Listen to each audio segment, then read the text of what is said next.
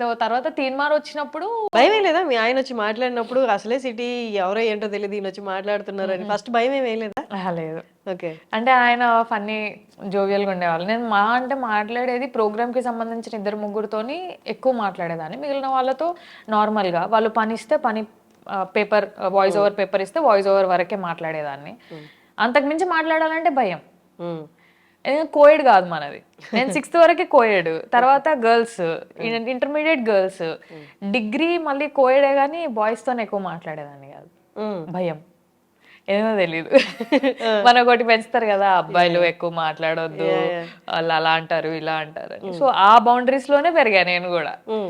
So ఎక్కువ మాట్లాడేదాన్ని కాదు. సో మాట్లాడించినప్పుడు కొంచెం కంఫర్టబుల్ జోన్ ఇచ్చారు ఆయన మాట్లాడినప్పుడు. సో అలా కంఫర్ట్ ఉండే అక్కడే. కానీ యాక్టింగ్ విషయానికి వస్తే యాక్టింగ్ ఫస్ట్ ఫిదా చేసినప్పటికి మీకు ఏ కైండ్ ఆఫ్ ఎక్స్పీరియన్స్ అయితే లేదు. ఫిదా చేస్తున్నప్పుడు కానీ తర్వాత కానీ ఎక్కడైనా యాక్టింగ్ ఆన్ ద స్పాట్ ఇబ్బంది పడి ఎవరు అంటే జస్ట్ టేక్స్ 2 takes 3 takes తీసుకునే ఆ నర్వస్నెస్ ఆ భయం అలా ఇది ఎప్పుడైనా కలిగిందా? ఫిదాలో కలిగింది. ఆ సీన్ ఉంటది కదా, మనమే ఎందుకు వెళ్ళాలి, ఉండిపోవచ్చు కదా ఇక్కడే అని బెడ్ మీద కూర్చొని పెట్ట చదురుకుంటుంటే ఏడుస్తుంది చూడండి. ఆ సీన్ కి అప్పటి వరకు నాకు భయం వేయలేదు. ఆ సీన్ కి ఆవిడ నిజంగా ఏడుస్తున్నారు. షీ నాకు తెలిసి she imagined her sister going away after marriage. అదే సీన్ కదా, తనకి ఓ చెల్లు ఉంది. సో ఆ ఇమాజిన్ చేసుకొని ఆమె నిజంగా ఏడ్చేస్తుంటే ఆమె యాక్టింగ్ చూసి నాకు రావట్లేదు ఇంకా. నేను I think I took 11 or 12 takes. అప్పుడు నర్వస్నెస్ వచ్చేస్తుంది కదా, సెట్లో అందరూ మనల్ని చూస్తున్నారు. నాకు భయం వచ్చేస్తుంది, నేను చేయలేకపోతున్నా. శేఖర్ సార్ ఏమో నువ్వు ఆడిషన్లోనే ఈ సీన్ బాగా చేసావు, ఇప్పుడు రావట్లేదు అని అంటారు. నాకు ఇంకా భయం వచ్చేస్తుంది. ఇక దాన్ని హీ టుక్, ఇంకా లాస్ట్లో ఎక్కడి వరకు వస్తే అక్కడి వరకు తీసుకున్నట్టున్నారు. కానీ ఆ ఒక్క సీన్కి భయపడ్డా, తర్వాత కామన్ అయిపోయింది. అది ఫస్ట్ కదా నాకు, అన్ని టేక్స్ తీసుకుంటే ఏమంటారో ఏమనుకుంటారో అన్న భయం ఉండింది. తర్వాత అలవాటు అయిపోయింది. తర్వాత నాకు తెలిసి అన్ని టేక్స్ ఎప్పుడు తీసుకోలేదేమో. బట్ మీడియా జర్నీ ఎలా ఉంది, మూవీస్ ఎలా ఉంది? Both are different. మనకి V6లో నేను చేసిన తక్కువే. T news after marriage T news join అయ్యా. 6.5 years చేసా అక్కడ. అంటే టీ న్యూస్ ఎలా ఉంటే సెకండ్ హోమ్ లాగానే ఉంటుంది. అంటే అన్ని ఇయర్స్ వర్క్ చేసేసరికి మనకు హోమ్ కంఫర్టబిలిటీ వస్తుంది కదా, ఆ ఫీలింగ్ ఉంటుంది. మూవీ వచ్చి మల్టిపుల్ పీపుల్, ఒక్కొక్కరు ఒక్కొక్క వర్క్లో ఉంటారు. ప్రతి సినిమాకి అందరు కొత్త. ఎవరైనా పాత సినిమా వాళ్ళు కనిపిస్తే అదొక మంచి ఫీలింగ్ అనిపిస్తుంది. ఆఫీస్ లో ఏంటి రోజు చూసే మొహాలే, వీళ్ళు ఎలాంటి వాళ్ళు తెలిసిందే, మనం ఎలా ఉంటాం వాళ్ళు ఎలా రిసీవ్ చేసుకుంటారో కూడా తెలిసిందే. మూవీ అలా కాదు. మళ్ళీ ఇక్కడ సేమ్ ఇందాక చెప్పా కదా, ఎవరు ఏ డెసిగ్నేషనో తెలియదు, పోయి మీరు ఏం చేస్తారా అని అడగలేము, తెలుసుకోవాలి. వాళ్ళకు ఒకవేళ వెళ్ళి నాకు కొంచెం వాటర్ కావాలి అని అడిగితే వాళ్ళు ఫీల్ అవుతారేమో అన్న భయం నాకు అది చాలా ఉండేది. అట్లా కొంచెం ఫియర్స్ ఉండే. కానీ T news office is office, అది చాలా కంఫర్టబుల్. అక్కడ చాలా ఎంకరేజ్మెంట్ కూడా ఉండింది. యాక్చువల్గా టీ న్యూస్లో చేసినప్పుడే ఫిదా వచ్చింది. వాళ్ళ ఎంకరేజ్మెంట్ వల్లే నేను మూవీస్ అండ్ ఆఫీస్ రెండు కంటిన్యూ చేయగలిగా, వాళ్ళ కోఆపరేషన్ వల్లే. లేకపోతే ఛానల్స్లో అంత ఆపర్చునిటీ ఉండదు. ఎల్లమ్మా చేసుకో, ఎక్స్పోజర్ పెంచుకో, చెయ్యు, లీవ్స్ కావాలా తీసుకో. మూవీస్కి నాకు చాలా కంఫర్టబుల్గా ఇచ్చారు అసలు. మన CEO కానీ, మన సురేష్ సార్ కానీ, ఇంకా సంతోష్ సార్ కానీ చాలా కంఫర్టబుల్ ఉండే. ఈవెన్ ఫిదా తర్వాత సంతోష్ సార్ పిలిచి, బాగుందమ్మా మూవీ చూసాము, చెయ్యు ఇలాగే కంటిన్యూ చెయ్యు, మంచి మంచి మూవీస్ చెయ్యు అని చెప్పి అప్రిషియేట్ చేసి పంపించారు ఆ మూమెంట్ లో. కానీ ఇప్పుడు క్విట్ చేసేసారు, మీడియా క్విట్ చేసి ఓన్లీ ఇంటూ మూవీస్ కదా. క్విట్ చేసిన వెంటనే మూవీస్ అంతా అంత ఫ్రీక్వెంట్ గా వచ్చిండు కదా, బట్ మీకు ఫ్రీక్వెంట్ గా వచ్చాయా? లేదు లేదు. అప్పుడు డౌట్ రాలేదా, మేబీ నేను క్విట్ చేయకుండా? I took the risk. ఇంకా అంటే అది తెలుసు, ఆ రిస్క్ తెలుసు. ఇద్దరం సేమ్ ఇండస్ట్రీ కదా, నేను మా హస్బెండ్.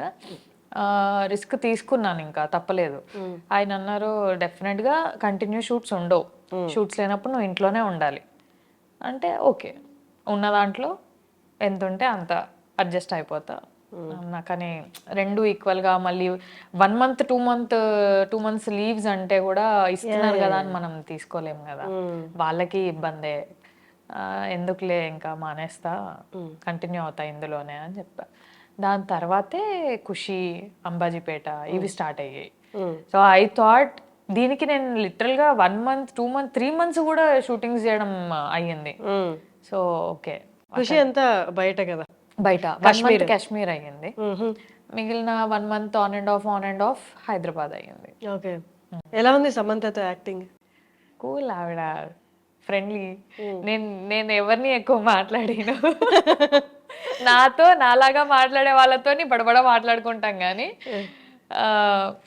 అంటే ఎవ్రీ ఆర్టిస్ట్ కి ఒక జోన్ ఉంటది, ఈవెన్ నాకు ఓ జోన్ ఉంటది. ఎవరైనా వచ్చి మాట్లాడితే నేను ఎలా ఫీల్ అవుతానో, నేను వెళ్ళి మాట్లాడినప్పుడు వాళ్ళు అలా ఫీల్ అవుతారేమో, వాళ్ళకి ఆ కంఫర్ట్ జోన్ అనేది లేకపోతే వాళ్ళు అలాగే ఫీల్ అవుతారేమో అన్న దాంట్లోనే ఉంటా నేను. సో నేను ఎక్కువ డిస్టర్బ్ చేయను. మాట్లాడినంత వరకు బాగా మాట్లాడేవారు సమంత గానీ విజయ్ గానీ, కూల్. రాగానే గుడ్ మార్నింగ్, హాయ్ బాయ్, ఆడవారికి బాగానే ఉండేది. అంతే. మీరు చెప్పిన ఇద్దరు పేర్లు సమంత కానీ సాయి పల్లవి కానీ, అంటే వీళ్ళు వాళ్ళ హార్డ్ వర్క్ కి చాలా మందికి, వాళ్ళ హార్డ్ వర్క్ తో చాలా మందికి గుర్తున్నారు. అండ్ ద సేమ్ టైం వాళ్ళ సక్సెస్ కూడా అందరు చూసింది. బట్ మీరు కలిసి వర్క్ చేశారు కాబట్టి ఒక్కొక్కరిలో యూనిక్ అండ్ బెస్ట్ క్వాలిటీ ఏదైనా ఉంది అంటే, యూనిక్ క్వాలిటీ, బెస్ట్ వద్దులేండి తీసేద్దాం, బెస్ట్ అనేది very relative term. Unique quality మీకు అనిపించింది, అబ్బా ఈవెంట్లో ఇది సంథింగ్ గుర్తుపెట్టుకోవాల్సిన క్వాలిటీ అనిపించింది ఇద్దరిలో కామన్ పాయింట్ అయితే హార్డ్ వర్కింగ్. ఇప్పుడు తమిళియన్ అయ్యండి సాయి పల్లవి గారు, తెలుగు నేర్చుకోవడం ఒక ఎత్తు, తెలంగాణ నేర్చుకొని ఓన్ డబ్బింగ్ చెప్పుకోవడం ఒక ఎత్తు. ఇప్పటికిప్పుడు మనం వెళ్ళి మలయాళం డబ్బింగ్ చెప్పాలన్నా కూడా అది రాదు, చాలా టైం పడుతుంది.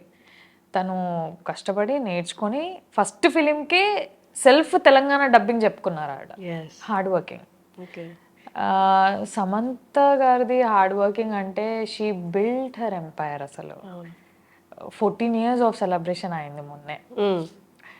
అంటే 14 years ఆవిడ అంత కష్టపడి స్క్రాచ్ నుంచి వచ్చి ఒక ఎంపైర్ బిల్డ్ చేసుకొని, now all over the world everyone knows Samantha. అది చాలా హార్డ్ వర్కింగ్. సో ఇద్దరిలో కామన్ పాయింట్ అయితే అదే, హార్డ్ వర్కింగ్. యునీక్ అంటే ఎవరితో ఎక్కువ క్లోజ్గా మూవ్ అవ్వలేదు కదా, సాయి పల్లవి గారితో కూడా క్లోజ్గా మూవ్ అవ్వలేదు. సో కాంబినేషన్ సీన్స్ వరకు లేదా షార్ట్ గ్యాప్లో 1-2 మాట్లాడడమే. ఎక్కువ జర్నీ చేస్తేనే will get to know what is the unique point in them అనేది. సో వీళ్ళ నుంచి నేర్చుకోవాలి ఏమైనా అంటే హార్డ్ వర్కింగ్, అండ్ పల్లవి గారి దగ్గర నుంచి స్టోరీ పికింగ్, అది నేర్చుకోవాలి. ఆమె చాలా, అంటే ఎప్పుడో ఒకటి వచ్చినా కూడా ఆమె రోల్స్ పిక్ చేసుకోవడం అనేది యూనిక్ ఉంటది, రిలేటెడ్ గా లేకుండా అలా.